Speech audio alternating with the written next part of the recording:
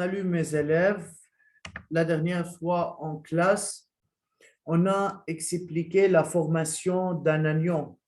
On a fait une application, comment on peut expliquer la formation d'un anion, c'est-à-dire la formation d'un ion négatif à partir d'un atome.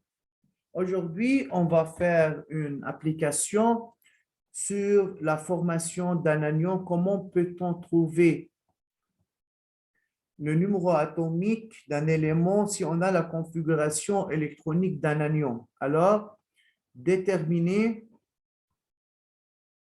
le numéro atomique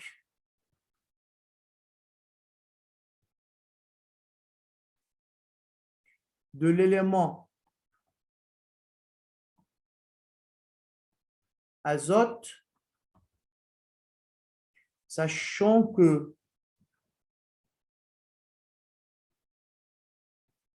la configuration électronique de l'ion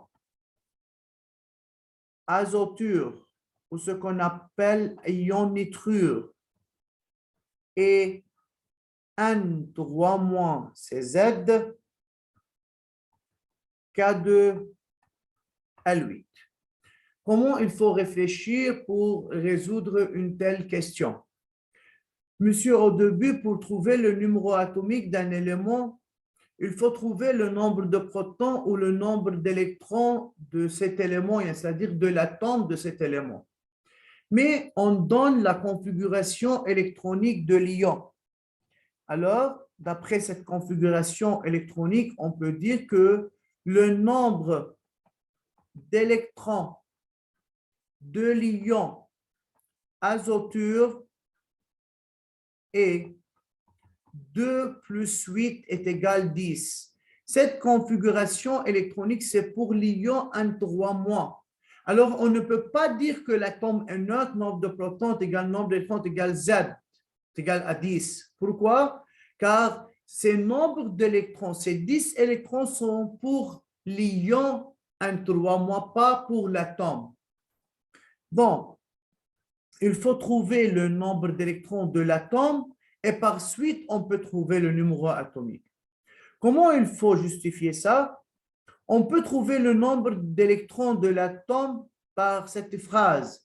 Alors, c'est-à-dire quoi N3-? C'est-à-dire l'atome d'azote,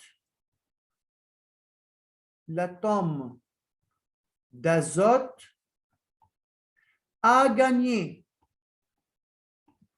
3 électrons pour devenir un ion azoture.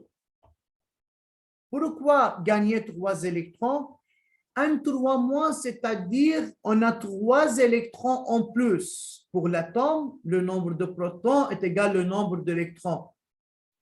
Alors, pour l'ion nitrure, a 3 électrons en plus, alors l'atome a gagné 3 électrons. Comme ça, on peut dire que le nombre d'électrons de l'atome d'azote, c'est égal à 10, moins 3. Pourquoi?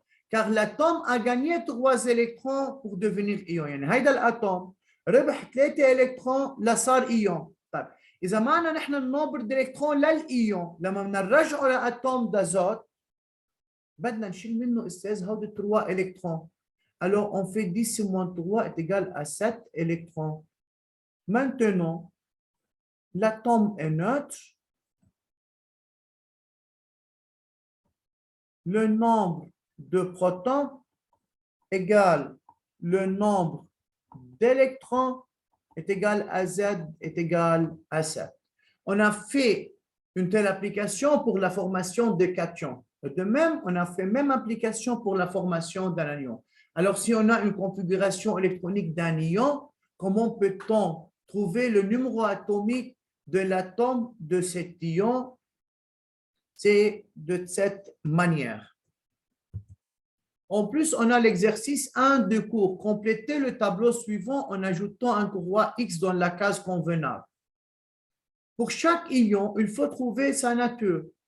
Pour le Na+, c'est un cation monoatomique. Pourquoi? Car cet ion est formé d'un seul atome et c'est un ion positif. Donc, un cation est monoatomique. H- un ion polyatomique.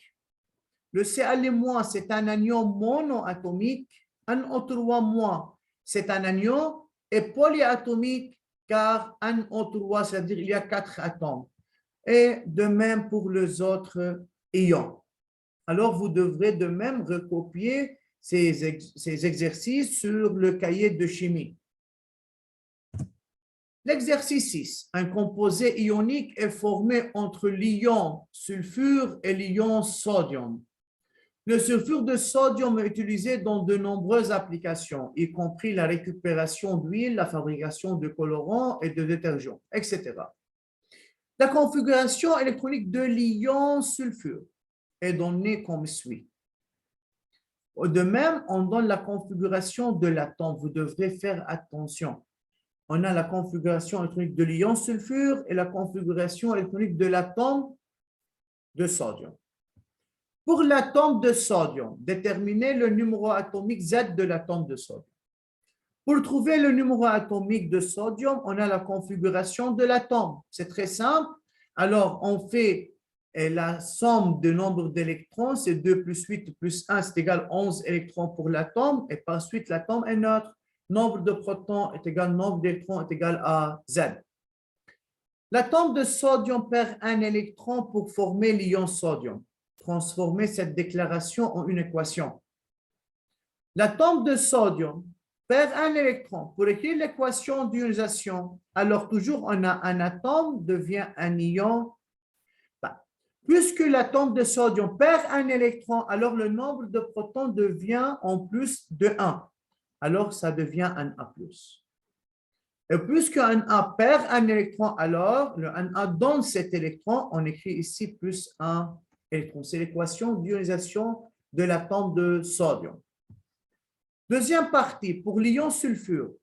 Donnez le nombre d'électrons de l'ion sulfure. On a la configuration électronique de l'ion sulfure S2-, c'est K2L8, M8. On fait la somme de ces électrons.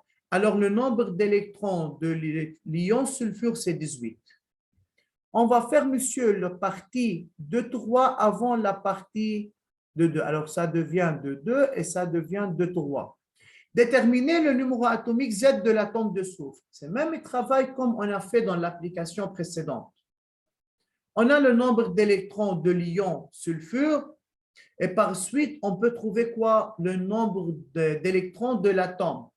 On dit que l'atome de soufre a gagné 2 électrons pour devenir un ion sulfure S2-. Alors,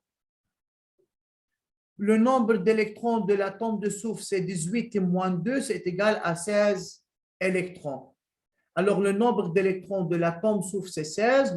L'atome est neutre. Nombre de protons est égal, nombre d'électrons est égal, Z est égal à 16. C'est la partie 2.2. 2.3, calculer la charge de l'ion sulfure.